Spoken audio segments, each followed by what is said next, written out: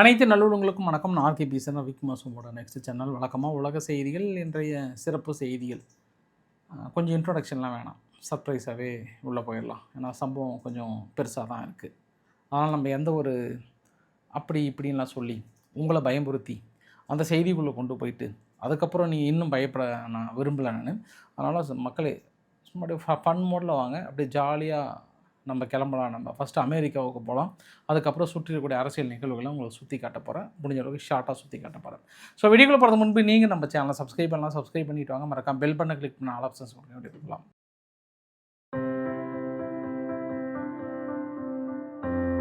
Washington பத்திரிகையாளர்களுக்கு விருந்து கொடுக்கப்பட்ட ஒரு நிகழ்ச்சியில் துப்பாக்கிச்சூடு. அங்கேயே துப்பாக்கிச்சூடானா இல்லை, கிரவுண்ட் ஃப்ளோரில் துப்பாக்கிச்சூடு. அதை நடத்திய நபர் ஆயுதங்களோட கைப்பற்றி இருக்கிறாங்க. ஒரு 4-5 ஆயுதங்கள் கையில் வைத்திருந்தாங்க, கைப்பற்றியிருக்காங்க. அதுக்கான முழு விசாரணை உத்தரவிட்டிருக்கிறாங்க. அதற்கு மத்தியில் இந்தியா தனது கடும் கண்டனத்தை தெரிவித்திருக்கிறது. ஜனநாயக நாட்டில் இது மாதிரியான துப்பாக்கிச்சூடு, துப்பாக்கி கலாச்சாரமும் ஏற்றுக்கொள்ள முடியாத ஒன்று. தொடர்ந்து இதை கண்டிக்கப்பட வேண்டிய ஒரு விஷயம் மட்டுமா தனது கடும் கண்டனத்தை தெரிவித்திருக்கிறது இந்தியா. குறிப்பாக பிரதமர் மோடி அவர்கள் தெரிவித்திருக்காங்க. அது இல்லாமல் உலக நாடுகளோட தலைவர் எல்லாமே நல்ல வேலை, ட்ரம்ப் உயிர் தப்பிச்சிட்டாருன்றாங்க. மனதார நல்ல வேலைன்னு சொல்கிறாங்களா, இல்லை தப்பிச்சிட்டாரே மனுஷன் அப்படின்னு நினைக்கிறாங்களா எனக்கு தெரியல. நம்ம இது 2 ஆங்கிளில் பார்க்கணும். நிறைய ஐரோப்பா நாடுகள் எல்லாமே தனது கடும் கண்டனத்தையும் இந்த ஜனநாயக நாட்டில் நம்ம ஏற்றுக்கொள்ள முடியாத ஒரு நிகழ்வு அப்படின்லாம் சொல்லியிருக்கிறாங்க. நிஜமாகவே ட்ரம்ப்பு தப்பிச்சிட்டாருன்றதுக்காக சொல்லியிருப்பாங்களா, ஒருவேளை மனுஷன் எஸ்கேப் ஆகிட்டாரு அப்படின்னு நினச்சி சொல்லியிருப்பாங்களான்றது நான் உங்களில் வசம் விட்டுறேன் நான். ஆனால் நெதன்யாகு அவர்கள் சொல்லும்போது அவரும் அவங்க ஒய்ஃபும் அந்த நியூஸை கேட்டு ரொம்ப ஷாக் ஆகிட்டாங்களாம். சுத்தமாக ஷாக் ஆகிட்டாங்களாம். பிலீவ் பண்ணவே முடியலையா. யார் நம்ம ட்ரம்ப்பையா, நம்ம நண்பனையா, நம்ம உயிர் நண்பரையா அப்படின்னு கொஞ்சம் ஷாக் ஆகிட்டாராம். இது மாதிரி பொலிட்டிக்கல் லீடர்லாம் வைலண்ட் பண்ணி அவர் அசம்பாவிதத்தில் தூக்கணும்னு நினைக்கிறலாம் ஏற்றுக்கொள்ள முடியாத ஒரு விஷயம். வைலன்ஸ்க்கெல்லாம் இடமே இல்லை, தீவிரவாதத்தை முழுமையாக அழிக்க வேண்டும் அப்படின்னு சொல்லியிருக்காங்க. ஐயா, உலக நாடுகள்லாம் பயங்கரமாக பேசிகிட்டு இருக்கீங்க. அங்கே சம்பவம் நடந்த இடத்துல பத்திரிக்கையாளர் செஞ்ச செயலை பாருங்கள். எல்லாத்துக்கும் உயர் ரக மது வகைகள், இந்த மது பிரியர்கள் அப்படி தான் நம்ம சொல்லணுங்க. தமிழகத்தில் இருந்துட்டு அப்படி அந்த வார்த்தை தான் சரியான வார்த்தை. இந்த மது பிரியர்கள் குறிப்பாக அவங்க என்ன பண்ணுறாங்க, சைடுக்கு அப்புறம் எந்தெந்த பாட்டில் ஆட்டையை போட முடியுமோ ஆட்டையை போட தயாராக இருந்தாங்கன்ற ஒரு கூடுதல் பதிவாக நான் சொல்கிறேன் நான். அப்போ உலகமே ஒரு பக்கம் பயந்து உற்று நோக்கி, ஐயோ அப்படியா எப்படியா, அடடா ட்ரம்ப் அவர்களை அழுகா தூக்கிட்டு போகிறாங்க, ஜேடி வேன்ஸ் அவர்களை அழுகா தூக்கிட்டு போகிறாங்க, அவங்க சேர் கடியில் போய் ஒளிஞ்சிட்ருக்காங்க. ஆனால் அந்த மது பிரியர்கள் பார்த்தியா, எடுத்து அந்த கம்பக்காடு இந்த பக்கம் ஒன்று இந்த பக்கம் ஒன்று இப்படி வச்சுட்டா கிளம்பப்பா வாப்பா போகலாம் அப்படின்னு சொல்கிற மாதிரி தான் இருந்தது அங்கே இருக்கக்கூடிய நிகழ்வுகள். பார்க்கலாம் இதுக்கப்புறம் என்ன விசாரணை வரப்போகுதுன்னு தெரியல. இன்று கூட ஈரானுடைய கப்பல் ஒன்று ஸ்ட்ரெய்ட் ஆஃப் ஹார்முஸ் கடந்து அப்படியே வந்தது. பட் அமெரிக்கா போங்க, திரும்பி போங்க, உங்களுக்கான பர்மிஷன் இல்லைன்ற மாதிரி சொல்லியிருக்காங்க. ஈரான் தரப்பில் ஒரு மாதிரி மிரட்டல் விடுத்து கையெழுத்து போடுறியா, இல்லை ஏதாவது பண்ணட்டுமா, இல்லை அடித்து பிரித்து மேயிட்டுமா சொல்லு அப்படின்னு மிரட்டல் விட்டாலாம் எங்ககிட்ட சைன் வாங்கலாம் வர எங்ககிட்ட அக்ரிமெண்ட்டுக்கு வந்துடாதீங்க அமெரிக்கா. அன்புனா அன்பு காட்டும், பாசம்னா பாசத்தை கொடுப்போம், நீங்கள் மிரட்டல்னால் நாங்களும் மிரட்டலில் கொடுப்போம், அவ்வளோதான். அப்படியே நீங்கள் கண்ணாடி முன்னாடி நின்றுக்கோங்க, அந்த கண்ணாடி தான் நாங்கள். நீங்கள் என்ன எங்களுக்கு கொடுக்குறீங்களோ அதுதான். அப்படியே அடித்து உடச்சி மூஞ்சுங்கெல்லாம் பிரித்து மேய்ஞ்சிடுவேன். இப்படி மூக்கு இருக்கும், மொழி இருக்கும், கண் இருக்கும், காது இருக்காது. சைன் போடுறீங்களா இல்லை முடிச்சிட்டுமான்ற மாதிரிலாம் மிரட்டினீங்கன்னா அதே டைலாக் தான் எங்களுக்கும் பொருந்துன்னு இருக்காங்க. அதனால் பேச்சுவார்த்தைக்கு இப்போதைக்கு கிடையாத நண்பர்களே, கொஞ்ச நாள் போகும்னு நினைக்கிறேன் அடுத்தது. அதனால் தாக்குதலுக்கான பதற்றம் சற்று ஒற்றி கொண்டு தான் இருக்கிறது. ஈரானுடைய ஃபாரின் மினிஸ்டர் அங்கே நேராக துருக்கி அதிபர் எர்டோகன் அவர்கள் சந்திச்சிருக்கிறாங்க. சந்திச்சதுக்கப்புறம் அவங்க என்னென்ன பேச்சுவார்த்தை நடத்துகிறாங்க, அடுத்த சம்பவம் என்ன வரப்போகுதுன்னு சொல்லிட்டு உங்களுக்கு இரவு பதிவில் கொஞ்சம் டீட்டெயிலாக கொடுத்துறேன் நான். இன்றைக்கி யூகேனுடைய ஏர்பேஸ் ஒன்று இருக்குது, RAF ஏர்ஃபோர்டுன்னு சொல்லிட்டு. அந்த இடத்துல இந்த US பாம்பர்லாம் இருக்கக்கூடிய ஒரு மிக முக்கியமான பகுதியில் திடீர்னு பற்றி எரிஞ்சிருக்கு. என்ன சேதாரம் ஆகிடுச்சா, ஏதாவது பிரச்சனையான்னு தெரியல. கமுக்கமாக இருக்காங்க. ஆனால் அந்த ஏரியாவில் புகமும் நெருப்பு படலமும் பயங்கரமாக வந்துட்டுருக்கு. ஏதாவது சேதாரம் ஆயிடுச்சு என்னன்னு தெரியல. பார்க்கலாம், தகவல்கள் இதுக்கப்புறம் வருதான்னு தெரியல. கடந்த 24 மணி நேரத்தில் ஸ்ட்ரெய்ட் ஆஃப் ஹார்முஸ் மட்டும் 5 கப்பல்கள் கடந்து வந்திருக்கிறது. ஒன்று சீனானுடைய டேங்கர், 2வது கிரீக்கினுடைய கண்டெய்னர், 3வது இந்தியனுடைய டேங்கர் ஒன்று, அப்புறம் ஒன்று பொருளாதார தடை விதிக்கப்பட்ட கப்பல் ஒன்று சீனாவை நோக்கி போயிருக்கு. மற்றபடி எந்த கப்பலும் இல்லைன்றாங்க. கொஞ்சம் சீக்கிரம் அனுப்பிவிடுங்க பாஸ். ஏன்னா இங்கே நாளுக்கு நாள் இங்கே டவுசான்னு சொல்லிட்டு அங்கே ரஷ்யாவோட எண்ணெய் கிணங்கு அடித்தாங்க இல்லையா, அது இன்னுமே பற்றி எரிஞ்சிட்ருக்கு. கிட்டத்தட்ட பாதிக்கு மேலே எண்ணெய் கிணங்குகள் காலி. ரஷ்யாவுக்கு மிகப்பெரிய ஒரு அடி ஒன்று. இரண்டாவது, ஸ்ட்ரெயிட் ஆஃப் ஹார்முஸ் எல்லாம் தாண்டி அங்கே அமெரிக்காவுடைய வெனிசுலாவிலேருந்து கடந்து நேராக போய் ஜப்பானை போய் சேர்ந்துருக்கு. இத்தனை நாளுக்கு அப்புறம் மொத்தம் 9,10,000 பேரல் பக்கம் போய் சேர்ந்துருக்கு. 9,10,000 பேரல்கள் போய் சேர்ந்துருக்கு ஒன்று.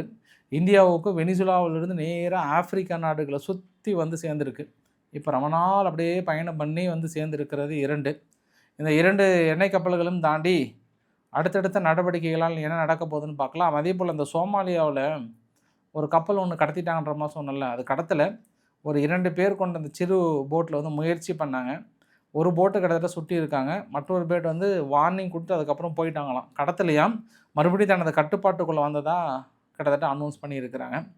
அதே போல் இங்கே ரஷ்யா என்ன பண்ணியிருக்காங்க, அங்கே உக்ரைனுடைய தானிய கிடங்குகளை சிரியாவுக்கு அனுப்பிட்டாங்கன்ற ஒரு குற்றச்சாட்டை சுமத்துறாங்க. எங்ககிட்டேருந்து எடுக்கப்பட்ட ஆயில் வந்து எய்ஃபா துறைமுகத்துலேயும் மற்ற இடத்துலையும் எய்ஃபா துறைமுகத்திலேருந்து சிரியாவுக்கு அனுப்பப்பட்ட தானியங்கள் எல்லாமே எங்களுடையதுன்ற மாதிரியான ஒரு குற்றச்சாட்டுமே வந்து சுமத்தியிருக்கிறாங்க. அடுத்து நம்ம அப்படியே கொஞ்சம் இஸ்ரேல்கிட்ட கடந்து வந்தோம் அப்படின்னா, முதல் முறையாக நீ ஆக்சியோஸ் பத்திரிக்கை என்ன சொல்கிறாங்கன்னா, யூஏஇக்கு அயன் டோம் வந்து அனுப்பியிருக்கிறது தான் இஸ்ரேல்.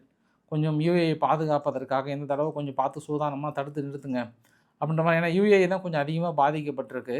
அதனால் அயன் டோம் வந்து அனுப்பியிருப்பதாக தகவல் சொல்கிறாங்க. அஜித் தோவல் அவர்கள் இன்றைக்கி யூஏஇயில் போயிட்டு சந்திச்சிருக்கிறார். அரபு அமீரக அதிபர் ஷேக் முகமது பின் சையத் அவர்களை வந்து சந்தித்து மிகப்பெரிய அளவுக்கு டிஸ்கஸ் பண்ணியிருக்காங்க. என்ன விதமான அக்ரிமெண்ட் பண்ணுறாங்க, எதுக்கான இந்த சந்திப்புன்றதை உங்களுக்கு இரவு பதிவில் சொல்கிறேன் நான். உக்ரைனுடைய செய்திகள்னு வரும்போது பார்த்தோன்னா, உக்ரைனுடைய ட்ரோன் ஒன்று ரஷ்யாவுடைய எண்ணெய் கிடங்குகளை ஆல்மோஸ்ட் ஒரு 1000 கிலோமீட்டருக்கு மேலே கடந்து போய் அடிச்சிருக்கு. மறுபடியும் இன்றைக்கி மதியத்துக்கு மேலே அடிச்சிருக்காங்க. மறுபடியும் இப்போ பற்றி எரிஞ்சிட்ருக்கு. இவங்க எண்ணெய் கிணறுகளை தடுக்கிறாங்களா என்ன பண்ணுறாங்கன்னு தெரியல.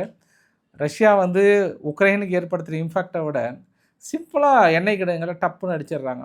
அவங்க மாகுமானு 700 ட்ரோன் 800 ட்ரோன் மேலே அடித்து நாங்கள் பிரித்து மேய்ஞ்சிட்டுன்னு சொன்னாலும் இந்தப்பா ஒன்று வாங்கிக்கோ அப்படின்ட்டு சிம்பிளாக அந்த பக்கம் வந்து அனுப்பிட்டு இருக்கானது கூடுதல் தகவல்.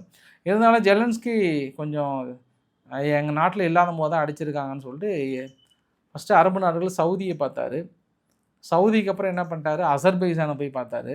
அசர்பைஜானில் பார்த்துட்டு பாருங்கள், கரெக்டாக ரஷ்யாவோட எல்லை பகுதியிலேருந்து 25 கிலோமீட்டர் பக்கம்தான். ஒருவேளை அசர்பைஜானை வா தலைவா இன்னும் ஏன் நீ அமைதியாக இருக்க, கொஞ்சம் ரஷ்யாவுக்கு எடுத்து வா தலைவா போரிடலான்னு சொல்லிட்டு கூப்பிட்டாரா என்னன்னு தெரியல. பட் அதுவே மிகப்பெரிய அளவுக்கு பேச போரலாக இருந்தது. அசர்பைஜான்லேருந்து நேராக கிளம்பி மால்டோவா போயிருக்கிறாரு.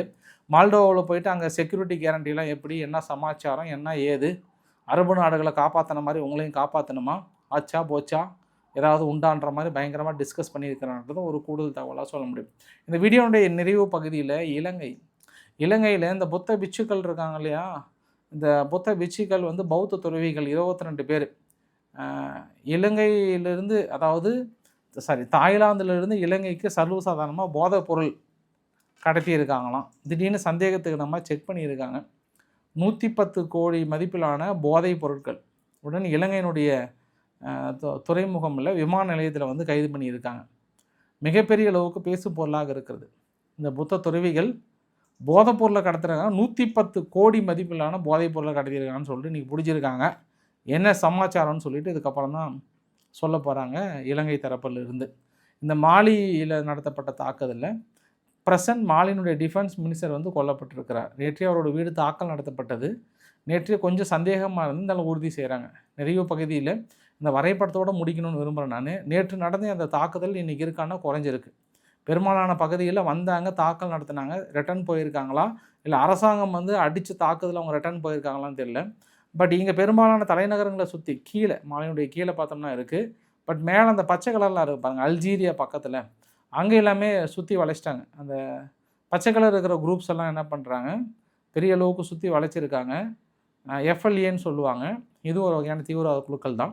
இந்த குழுக்கள் உள்ள நுழைஞ்சி 3 அரசாங்கத்துடைய கட்டிடங்கள் தனது கட்டுப்பாட்டுக்குள்ளே கொண்டு வந்திருக்காங்க. அங்கே கிடால்ன்ற ஒரு பகுதியும் கட்டுப்பாட்டுக்குள்ளே கொண்டு வந்திருக்காங்க. எப்படி அவங்க மீட்க போகிறாங்கன்னு தெரியல. தொடர்ந்து ஒரு சில பகுதியில் துப்பாக்கி சூடு நடந்துட்டு தான் இருக்குது. ஸோ இன்றைக்கு ஓரளவுக்கான தகவலை கவர் பண்ண நினைக்கிறேன். பிடிச்சிருந்தால் லைக் பண்ணுங்கள், ஃப்ரெண்ட்ஸுக்கு ஷேர் பண்ணுங்கள், சப்ஸ்கிரைப் பண்ணுங்கள். Ravikumar RK channel. நன்றி, வணக்கம்.